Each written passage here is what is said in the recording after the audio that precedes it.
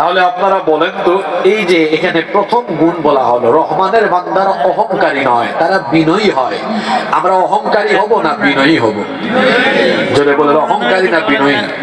আল্লাহ আমাদের সবাইকে বিনয়ের গুণে গুণান্বিত করে দাও।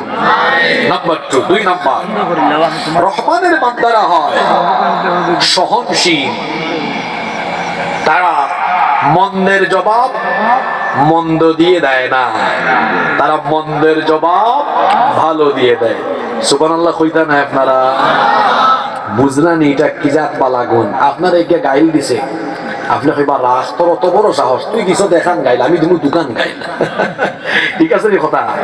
এটা রহমানের বান্দার গুণ নাই। রহমানের বান্দার গুণ হইল ওই যে কিছু তালকুর আছেন মানে সুগুলকুর, ভাই সাহেব জানাননি অমুকে আপনার কথা কইছে, কত বড় সাহসটা, এটা তো রহমানের বান্দার গুণ নাই।